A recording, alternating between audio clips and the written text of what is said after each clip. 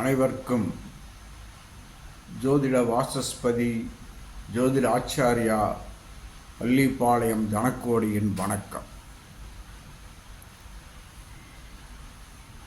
நாம் ஒவ்வொரு நாளும் ஒவ்வொரு கிரக சேர்க்கைகள் அல்லது பாகவங்கள் பற்றி, உறவுகள் பற்றி, தொழில் பற்றி பேசிக்கொண்டிருக்கிறோம். அந்த வரிசையில் இன்று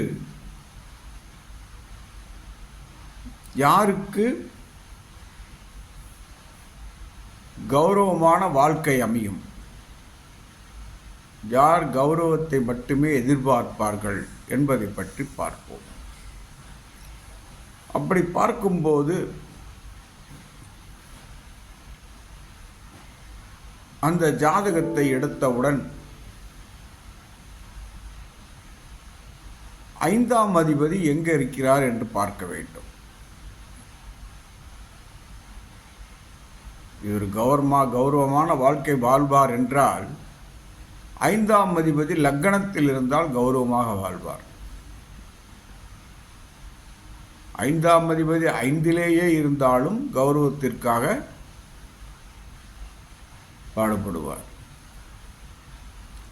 லக்னாதிபதி 5ல் இருந்தாலும் இவர் அதிக கௌரவங்களை எதிர்பார்ப்பார். தான் செல்லும் இடத்தில் தனக்கென்று ஒரு மரியாதை வேண்டும் என்று எதிர்பார்ப்பார்.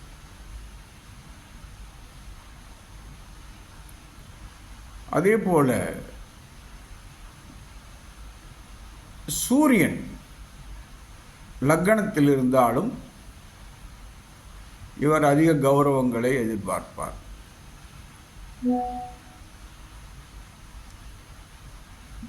ஐந்தாம் அதிபதி தன்னை ஒரு கௌரவமிக்க ஆளாக காண்பிக்கவே விரும்புவார் அவர் எப்போதும்.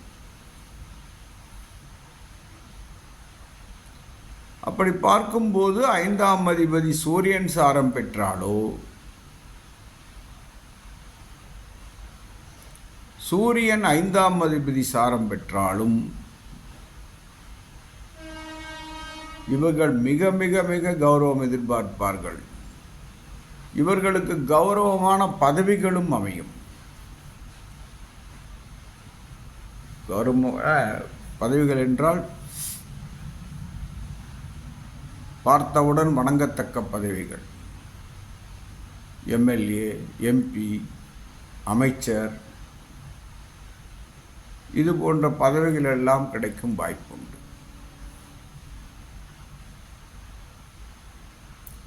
இந்த 5ஆம் அதிபதியானவர் 10ல் இருந்தால் சுபர் பார்வையில் இருக்க வேண்டும். தன் தொழிலை கூட கௌரவமாக செய்வார், ஏமாற்ற மாட்டார் யாரையும்.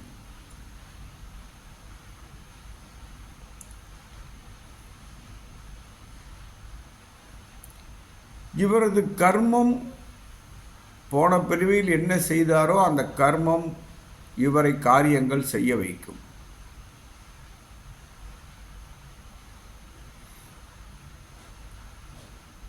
இந்த கர்மத்திற்காகவே, போன பிறவியில் செய்த கர்மத்திற்காகவே இந்த பிறவியிலும் உழைப்பார்.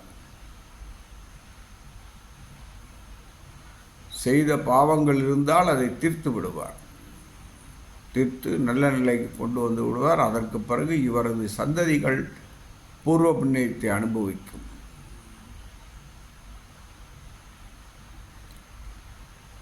நிதானமாக யோசித்து பார்த்தீர்களே ஆனால் 5ஆம் அதிபதி 7ல் இருந்தால்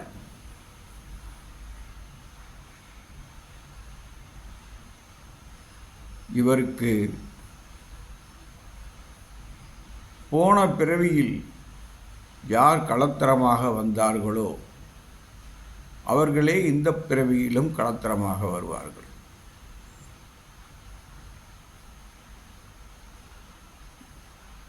ஐந்தாம் அதிபதி 7ல் இருந்தால் போன பிறவியில் யார் கணவன் மனைவியாக இருந்தார்களோ அவர்களே இந்த பிறவியிலும் கணவன் மனைவியாக இருப்பார்கள். இது மாபெரும் பாக்கியம் அல்லவா? அது 7ஆம் அதிபதி 5ஆம் அதிபதி சாரத்தில் இருந்தாலும் 5ஆம் அதிபதி சுபகிரகமாக இருந்தால் இவர்கள் மனமொத்த தம்பதிகளாக எப்போதும் சந்தோஷமாகவே இருப்பார்கள். காரணம்,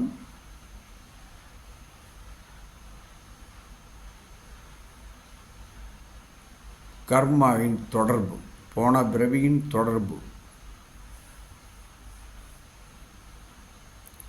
ஒருவர் பாவம் செய்திருந்தாலும் பிறவி மாறியிருக்கும்.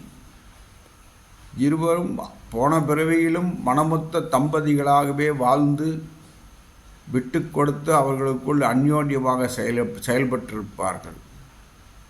அதனால்தான் இந்த பிறவியிலும் இவர்களுக்கு அதே கணவன் மனைவி அமைகிறது.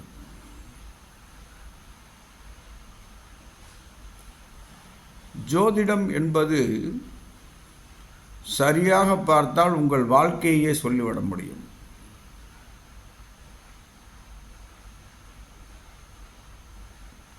மீண்டும் அடுத்த பதிவில் சந்திப்போம். மேலும் விவரங்களுக்கு என்னை தொடர்பு கொள்ளலாம். வகுப்புகள் நடந்து கொண்டிருக்கின்றன. தேவைப்படுவோர் தொடர்பு கொள்ளுங்கள்.